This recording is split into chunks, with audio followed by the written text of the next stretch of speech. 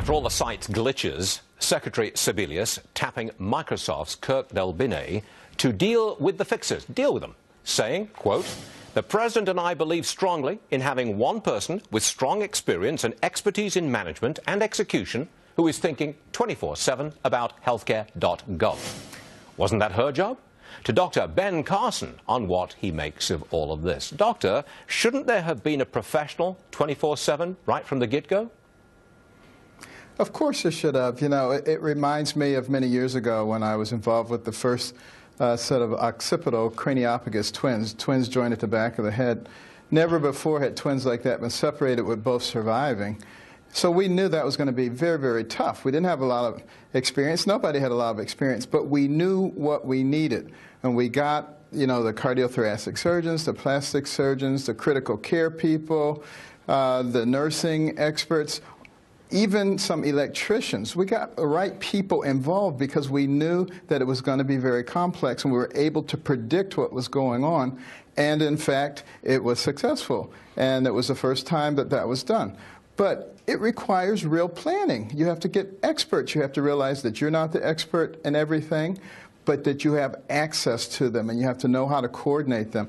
Why they weren't able to do this with something that is 1/6 of our economy makes you scratch your head. Well, can government organize from the ground up a big new enterprise like this website? Are you saying that government is ill-equipped to do that?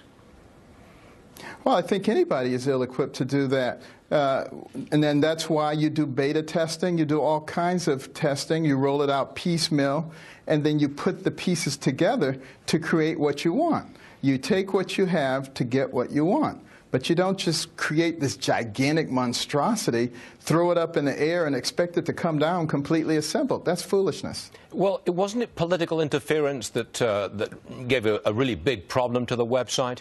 I mean, could you imagine doing the operation that you described, separating the head, the twins joined at the head? Can you imagine doing that if there was an element of political control, suggesting what you do and when you do it? I don't think you could have done that operation. No, we would have refused to participate in something like that. And that's one of the reasons that it's probably not a good idea to have the government involved in every aspect of our lives.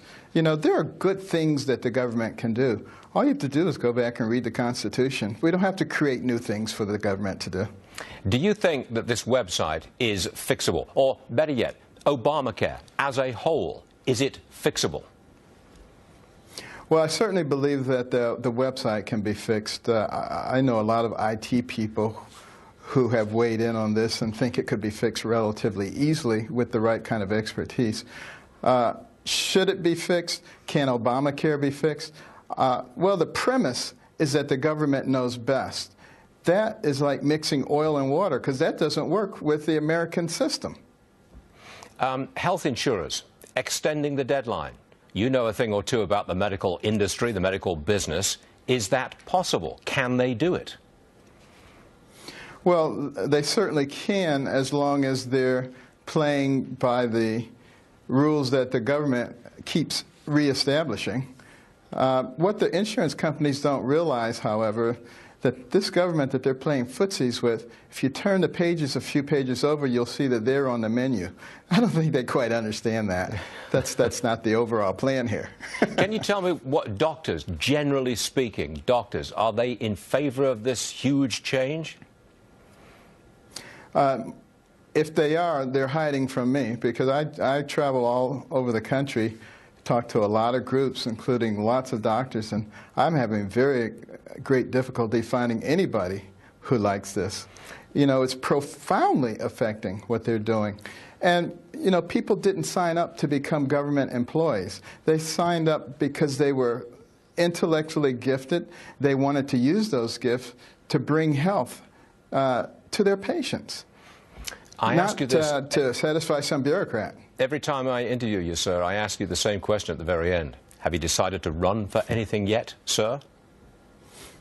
I have decided that I'm going to continue to work very hard to get the American people as educated as possible so that we can actually recognize when people are trying to hijack the American dream. Dr. Ben Carson, what a pleasure. Thanks for being with us again, sir. Appreciate it. Always a pleasure, Stuart. Thank you. Thanks, sir.